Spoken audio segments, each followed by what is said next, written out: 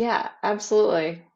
I hate to say it, but if you've heard of that ACEs score of the adverse childhood experiences, you can take a test, or it's just 10 questions.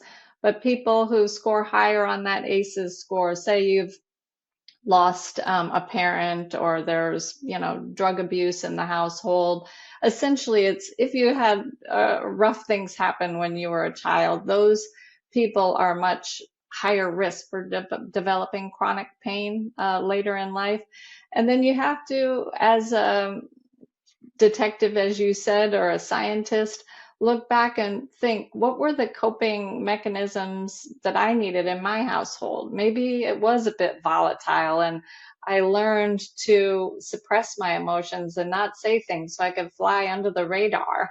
Um, all of that conditioning is like that Pavlov's, bell that we then take those and bring them up with us. And so they can be maladaptive. And a lot of it can be that we're trying to suppress things. A lot of people have much higher chances of having chronic pain if they're perfectionists, they're do-gooders.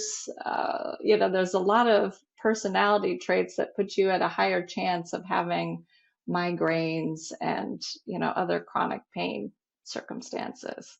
So you're absolutely right. I know it's not something people want to hear about, that all the learning from our childhood can still carry with us. And we pass it on to our children as well, right? So it's up to us to try to unravel that.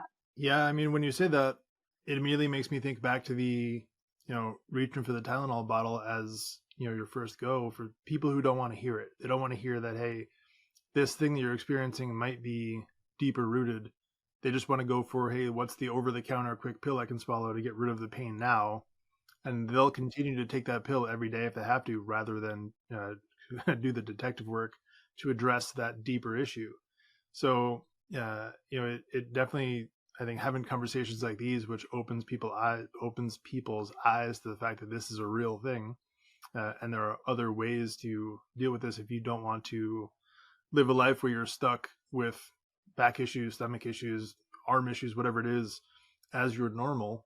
Hey, if maybe you take a couple days, have a couple conversations, and I don't mean to overly simplify it because it's deep work and it's uncomfortable, right?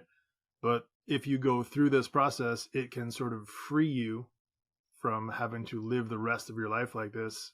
And again, I think for a lot of people who get stuck living this way, it becomes sort of this downward spiral where now you're treating symptoms of symptoms because you've never treated the root issue.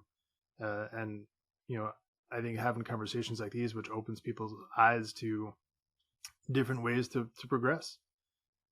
There's, I'm sure, a ton of people who experience this but don't know how to identify